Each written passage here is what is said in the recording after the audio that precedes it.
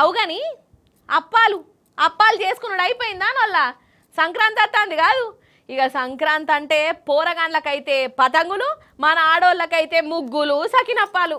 ఇగో మేము ఇయ్యాలనే సకినాలు చేసుడు చాలు చేసినాం వల్ల మా ఇంటి పక్కోళ్ళు ఎదురింగింటోళ్ళు కూడా వచ్చి సకినాలు తిప్పుతాండ్రు మంచిగానే మా ఇంట్లో. ఇక ఇంకో దిక్కు బడి పిల్లలకు సెలవులే కాబట్టి జనం మొత్తం ఊరితోవ పట్టిర్రు. ఏడ చూడు జనాలే జనాలొల్ల. అగ చూడుర్రి కావాలంటే అగ చూడుర్రల్లో. వామ్మో చీమల దండు లెక్కనే ఉన్నది కదా కథ చూస్తా అంటే. సంక్రాంతికి పట్నం అంతా ఊరికి పోతాంది. 4-5 రోజులు వరుసగా సెలవులు వచ్చే కదా. ఇక జనమేమో ఊరితోవ పట్టిర్రు. మన హైదరాబాద్లో జూబిలీ బస్ స్టాండు, ఇక పెద్ద బస్ స్టాండ్లలోనైతే కాలు పెట్ట సందు లేదు. ఏడ చూడు జనాలే జనాలు జనాలే జనాలు. ఓ దిక్కు పబ్లిక్ ఏమో ఇంతగానం వచ్చిర్రు, ఇంకో దిక్కు స్పెషల్ బస్సులు ఎక్కువ వేయలేదట. ఇక ప్యాసింజర్ల అవస్థ చూడాలే, చెప్పవశం కాదు. ఒక్క బస్సుల సీటు సంగతి పక్కకు పెట్టుండ్రి, బస్సు ఎక్కినోళ్లే గొప్పోళ్ళు అయినట్టు అయిపోయింది.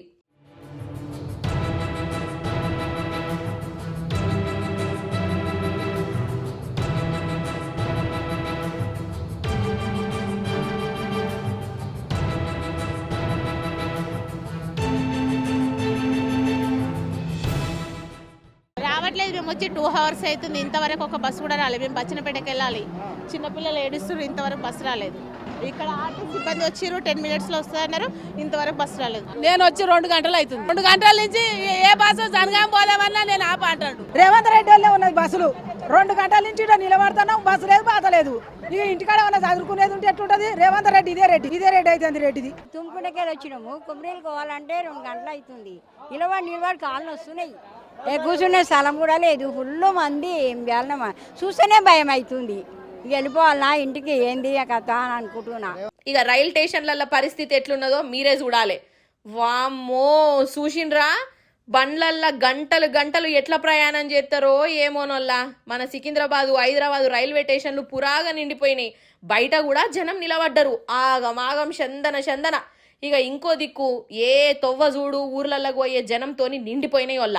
ఇక టోల్ ప్లాజాల కాడ కిలోమీటర్ల పొడుగుత ట్రాఫిక్ జాము.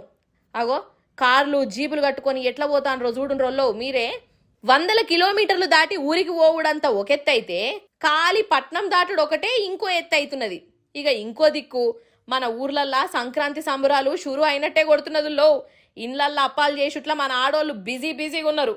పోరలేమో పతంగిలు ఎగిరేసుకుంటా సంబరపడతాండ్రు.